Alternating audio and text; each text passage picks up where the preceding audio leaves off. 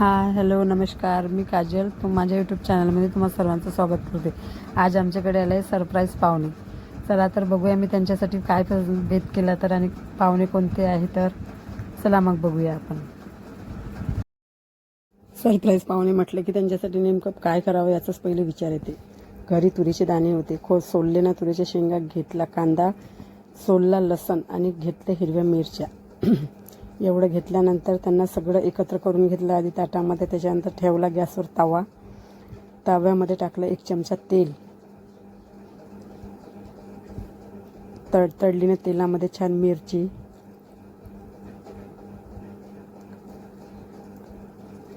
त्याच्यानंतर टाकलाय कांदा,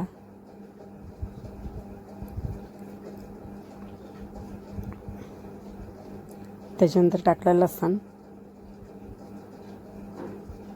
त्यांना जरा ताव्यात जरा नाचू दिलं, या कडावरचं त्या कडावर केलं. कांदा जरा लाल झाल्यानंतर त्यात टाकले दाणे. सगळ्यांची ओळख होऊ दिली ताव्यातच. त्याच्यानंतर त्यांना छान लालसर होऊ दिली, एकत्र होऊ दिलं. या कडावरचं त्या कडावर जरा पलटून टाकलं. त्याच्यानंतर त्यांना टाकलं ताटात टाकल्यानंतर त्यांना टाकलं मिक्सरच्या भांड्यात. मिक्सरच्या भांड्यात टाकल्यानंतर त्यांची केली चटणी झाल्यानंतर घेतला गॅसवर दुसरं पॅन. मी नेहमी लोखंडी पॅनमध्येच करते भाजी. टाकले त्याच्यामध्ये 2 बुटले तेल. टाकले त्याच्यामध्ये मोहरी. टाकलं त्याच्यात जिरं. टाकलं त्याच्यामध्ये हिंग. टाकली हळद, मसाला, तिखट. छान त्याला थोडं सालट होऊ दिलं आणि चटणी केलेला मसाला त्याच्यात ओतून टाकला. आणि पाहुण्यासाठी केला छान गावरान पद्धतीनं दाण्याची आमटी.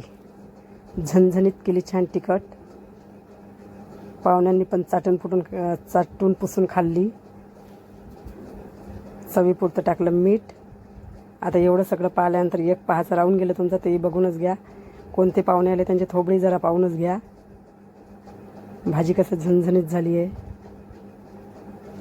हे झाली भाजी गावरान पद्धतीनं तुरीच्या दाण्याची आमटी. आणि हे आहे आमच्याकडले सरप्राईज पाहुणे. आता हे चेहरा दाखवायला जरा लाजाळूच आहे. बघा तर माझा बुद्धांश कसा उठून त्यांची चेहरे तरी बघायला लावते. हे बघा कशी छान मज्जा येते. यांचा चेहरा दाखवायला तयार नाही, पण माझा बुद्धांश आला आहे चेहरा बघायसाठी. कसा वाटला आजचा व्हिडिओ मला कमेंट करून सांगा. आवडला असेल तर लाईक करा, शेअर करा आणि सबस्क्राईब करायला नक्की विसरू नका.